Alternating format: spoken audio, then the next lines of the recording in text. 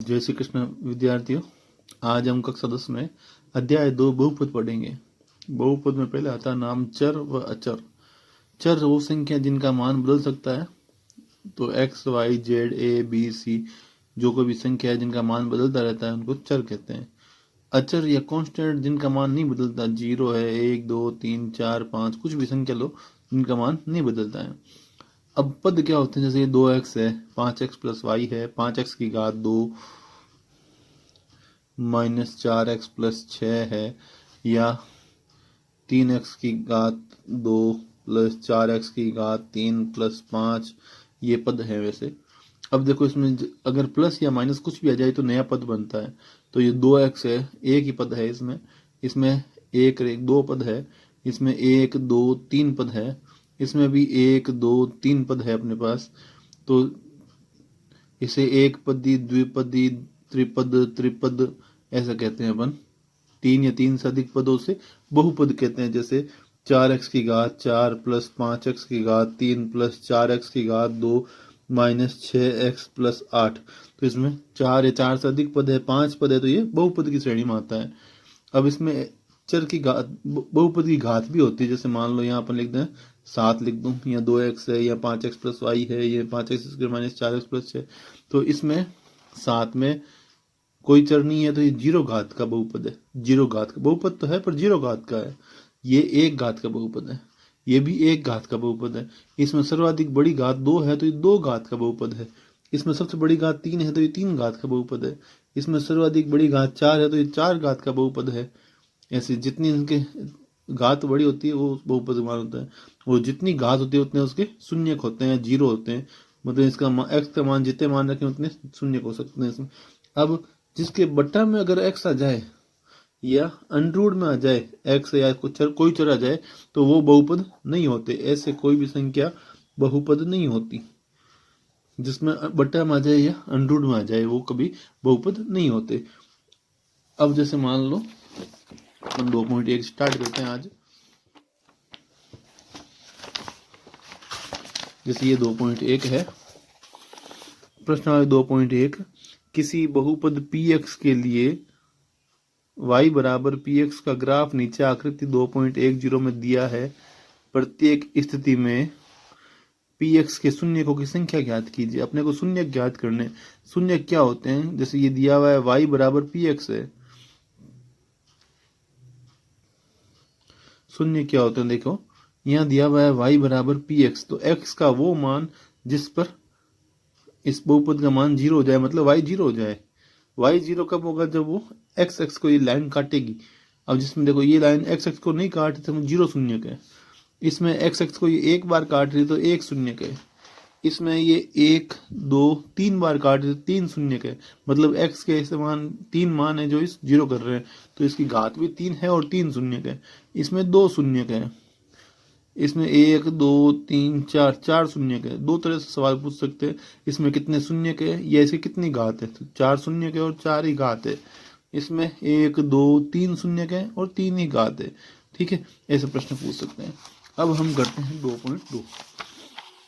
उससे पहले कुछ सूत्र पढ़ लेते हैं अपन।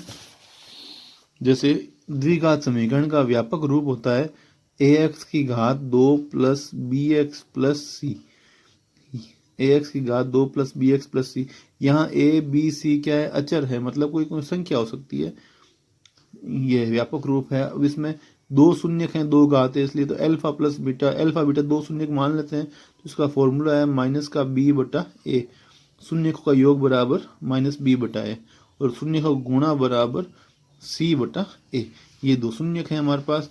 अब 3 घात का भी हमारे पास सूत्र कोर्स में है, जो हम पढ़ लेते हैं। 3 घात का व्यापक रूप होता है ax की घात 3 प्लस bx की घात 2 plus cx plus d। ax की घात 3 प्लस bx की घात 2 प्लस cx प्लस d। तो इसमें सूत्र है alpha plus beta plus gamma, 3 शून्य होंगे, तो ये सूत्र हो गया बराबर माइनस b बटा a. Alpha beta plus beta gamma plus gamma alpha बराबर c बटा ए, और अल्फा बीटा गामा बराबर माइनस का d बटा ए। ये 3 सूत्र अपने याद रखने हैं।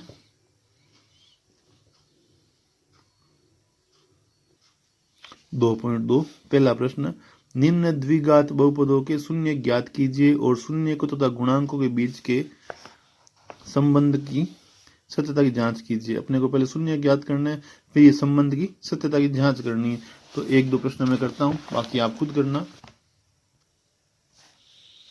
2.2 पहला प्रश्न, पहले का पहला, x की घात 2 माइनस 2x माइनस 8, x की घात 2 माइनस 2x माइनस 8 है।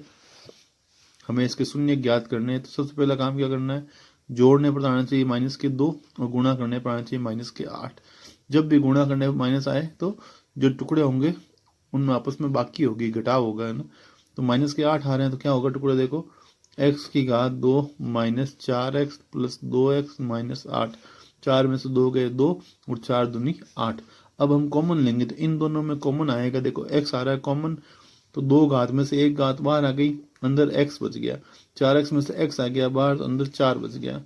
अब 2x माइनस 8 में से हमने 2 कॉमन लिया, यहाँ अंदर बच गया x, 8 में 2 का भाग दिया 4, ये दोनों ब्रैकेट बराबर है तो ये बाहर आ गया, अंदर बच गया x प्लस 2। अब हमें शून्य ज्ञात करना है तो शून्य के लिए क्या करेंगे, हम इसको 0 के बराबर कर देंगे। शून्य के लिए x माइनस 4 बराबर 0 और x प्लस 2 बराबर 0। माइनस 4 इधर आया तो प्लस का 4 हो गया और x प्लस 2, तो ये प्लस 2 इधर आया तो माइनस के 2 हो गए।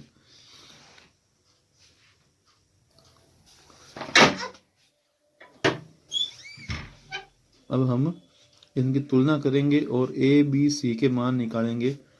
तो व्यापक रूप है ax square plus bx plus c। तो यहाँ a बराबर, यहाँ कुछ भी नहीं तो 1 है, कुछ नहीं मतलब 1 मानना है। x यहाँ b है, यहाँ x का गुणांक माइनस 2 है तो b बराबर माइनस के 2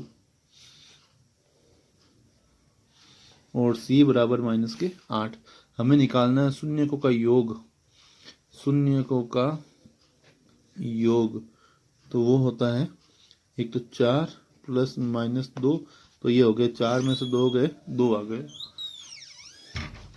और माइनस बी बटा ए सूत्र से करेंगे तो माइनस बी माइनस सूत्र का माइनस के 2 और ए का मान 1 तो माइनस माइनस प्लस के 2। शून्यकों का गुणा